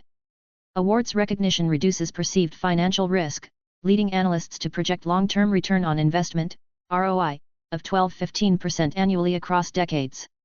The film's continued relevance ensures predictable cash flows during seasonal events, e.g., Halloween, anniversary screenings and streaming syndication, which strengthen shareholder value.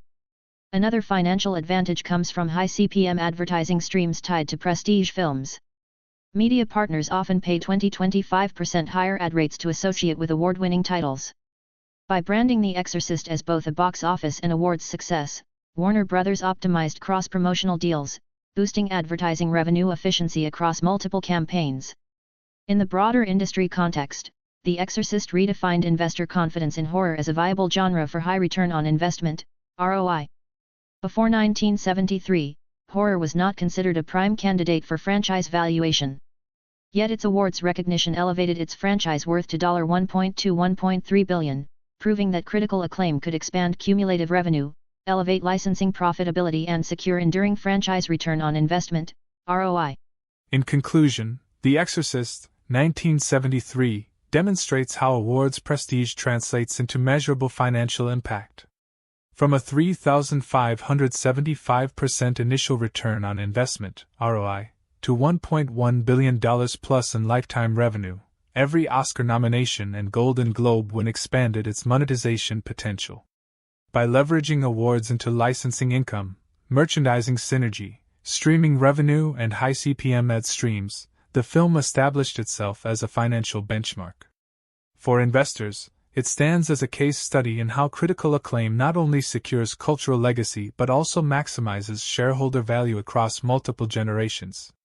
As The Exorcist cements its film legacy with a franchise potential that rivals the most enduring horror universes, fans continue to speculate on sequels and spin-off ideas, while the director's next projects at the time and the careers of its cast hinted at a sequel potential that would echo across decades of home video and streaming platforms.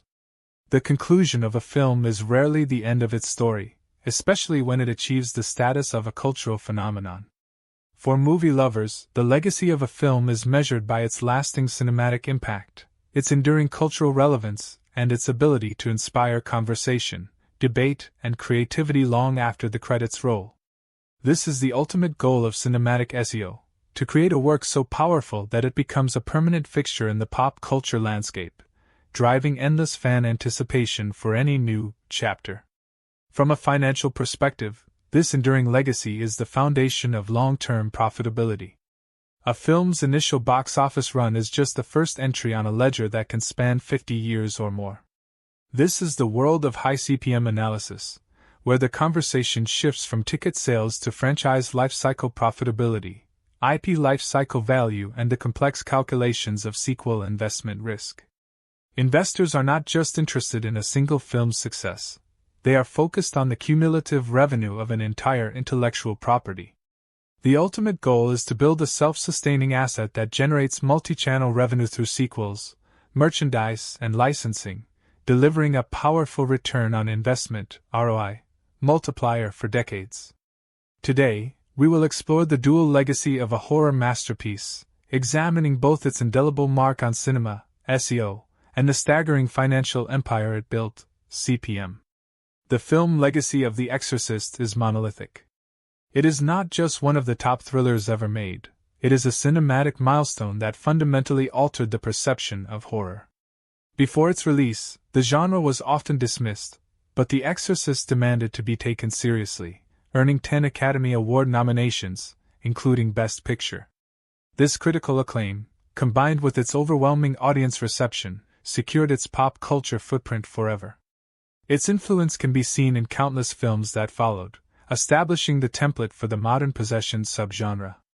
This profound genre influence is why its streaming popularity remains so high on platforms like HBO Max, where it consistently ranks as one of the top-rated releases in the horror catalog, especially during its anniversary re-releases.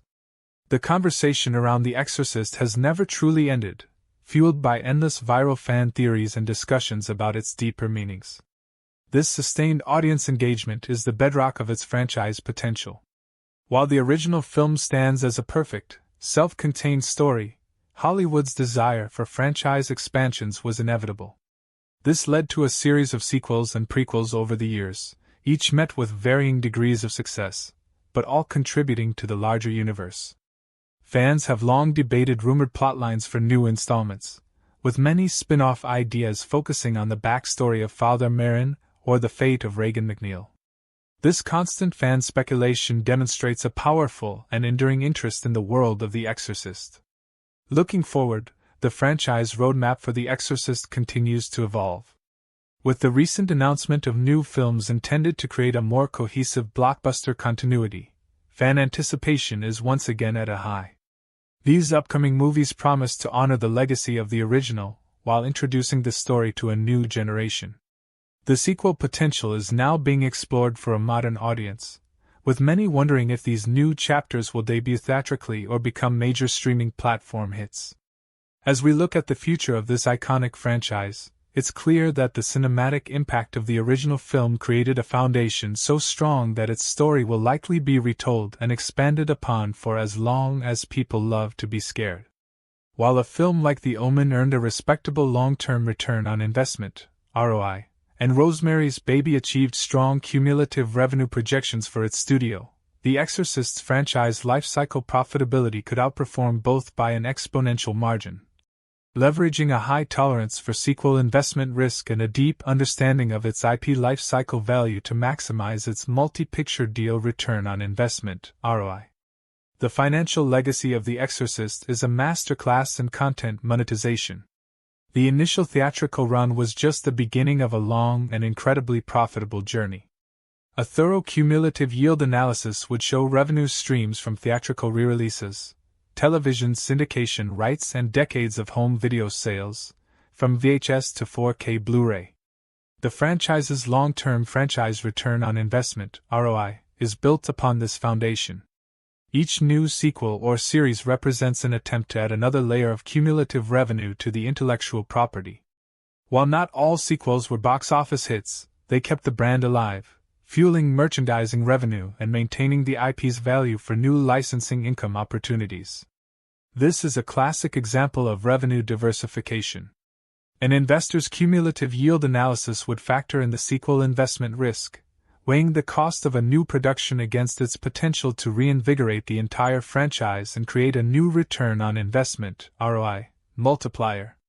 Even a moderately successful sequel can drive sales of the original film and related merchandise, boosting the overall franchise valuation. Key stat: legacy horror franchises like The Exorcist can see their total IP lifecycle value increase by 20 to 30% with the announcement of a new, well-marketed sequel, even before the new film is released, due to renewed licensing and merchandising interest. A detailed cumulative yield analysis would prove this out.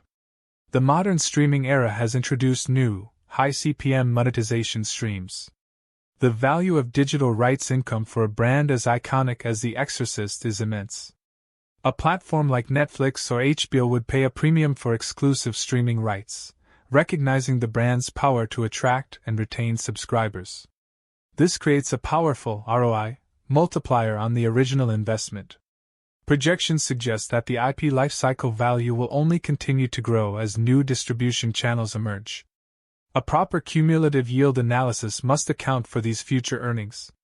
This is why studios are willing to invest heavily in legacy IP.